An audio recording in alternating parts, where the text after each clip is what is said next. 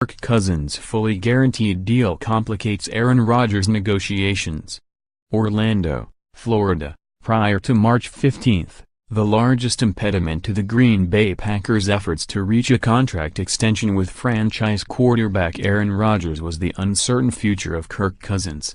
It was widely speculated that Cousins, an unrestricted free agent, would break the bank with a deal that made him the highest-paid player in the league, but the structure was always going to matter much more than the dollars and cents. The end result was a 3-year, $84 million contract with the Minnesota Vikings, who guaranteed every one of those dollars, a remarkable precedent in a sport where contracts are usually quite different than they appear. When Cousins signed the deal March 15, the biggest hurdle between the Packers and Rodgers drifted into the rearview mirror. But the contract structure made the remaining challenges even more difficult to traverse.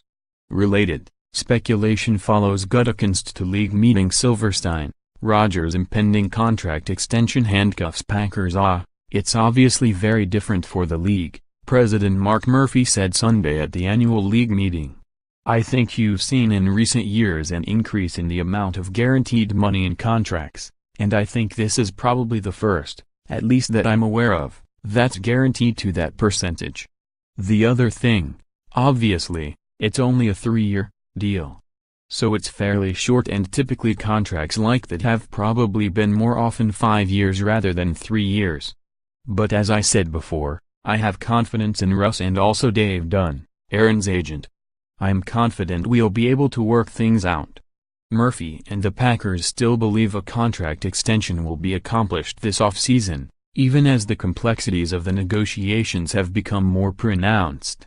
At the moment, Rodgers has 2 years remaining on the 5-year, $110 million extension he signed in 2013, a deal that now ranks 9th among quarterbacks in per-year average. As colleague Tom Silverstein wrote in a recent column, the Packers must find a way to ensure Rodgers' new deal makes him the highest-paid player in the National Football League. More importantly, they need to find a way to ensure Rodgers stays atop that pedestal for more than just a few months, at which point players like Matt Ryan of the Atlanta Falcons and Cam Newton of the Carolina Panthers will be seeking extensions of their own.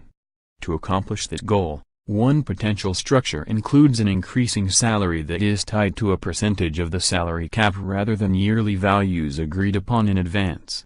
In other words, Rodgers' annual haul would increase as the salary cap continues to rise.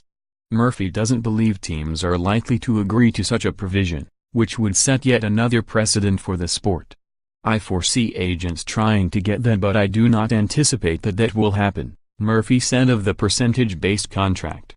But as I said before, I'm confident we'll be able to work around it.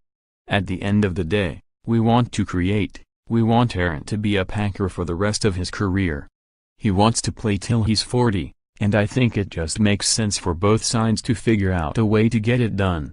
The busy nature of free agency and the league meetings have slowed discussions between the Packers and Rodgers camp, according to Murphy, but talks should resume within the next few weeks.